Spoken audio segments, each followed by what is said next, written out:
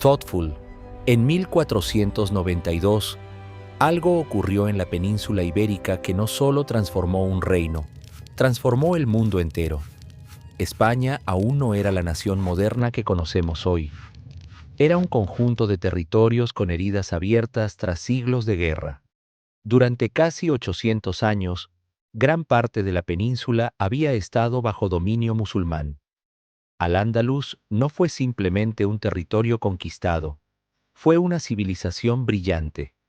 Ciudades como Córdoba superaban en tamaño y conocimiento a muchas capitales europeas. Mientras el norte cristiano resistía lentamente, el sur florecía en ciencia, arquitectura y comercio. Pero la historia nunca permanece inmóvil.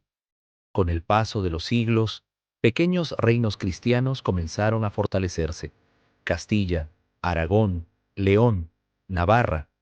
No eran aliados naturales. Competían entre sí, se enfrentaban entre sí. Short pause. Sin embargo, la ambición compartida cambió el rumbo de los acontecimientos. El matrimonio entre Isabel de Castilla y Fernando de Aragón no fue solo una unión sentimental, fue una jugada estratégica. Dos coronas bajo una misma visión. Con el tiempo, esa alianza permitió una ofensiva final contra el último bastión musulmán. Granada. Granada no era una ciudad cualquiera. Era el símbolo final de 8 siglos de presencia islámica.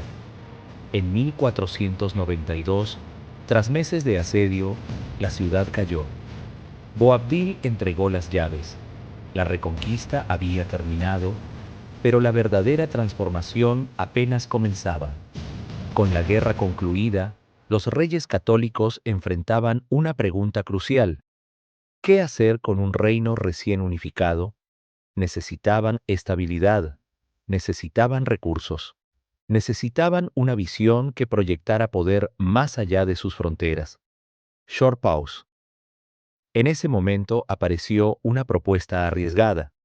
Un navegante genovés afirmaba que podía llegar a Asia navegando hacia el oeste. La idea parecía absurda para muchos. El océano era desconocido, los mapas eran incompletos, el riesgo era inmenso. Pero Isabel decidió apostar, no solo por fe, sino por oportunidad. En agosto de 1492, 3 barcos partieron desde Palos de la Frontera: la Niña, la Pinta, la Santa María. Durante semanas navegaron hacia lo desconocido. El miedo crecía entre la tripulación. El agua escaseaba, la tensión aumentaba. Algunos exigían regresar, pero Colón insistió. Y entonces, en octubre, apareció tierra en el horizonte. No era Asia, era algo que Europa no había imaginado. Un continente inmenso. Surprised. Ese momento cambió el equilibrio del planeta. Lo que comenzó como exploración pronto se convirtió en expansión. En pocas décadas, expediciones españolas cruzaron océanos y selvas. Hernán Cortés llegó a México. Francisco Pizarro alcanzó el imperio inca. Civilizaciones milenarias colapsaron en cuestión de años. El oro y la plata comenzaron a fluir hacia Europa, especialmente desde Potosí, donde toneladas de plata alimentaron la economía global.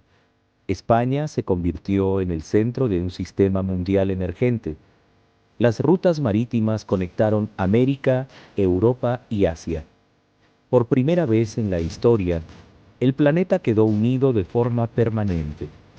Pero el poder absoluto tiene consecuencias profundas. La expansión implicó violencia, impuso religiones, transformó culturas enteras, lenguas indígenas desaparecieron, tradiciones se mezclaron, nuevas identidades surgieron. Mientras tanto, en Europa, España consolidaba su posición como superpotencia. Carlos I heredó territorios inmensos. Felipe II gobernó un imperio donde el sol nunca se ponía. Sin embargo, todo comenzó en 1492. Ese año no solo cerró un capítulo de guerra interna, abrió una era de ambición global. La identidad española comenzó a definirse no solo por su territorio europeo, sino por su presencia mundial.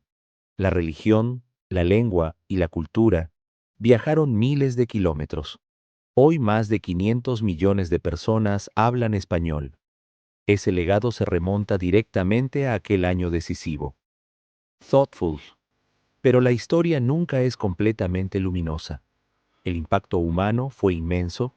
Pueblos enteros enfrentaron epidemias, guerras y cambios irreversibles.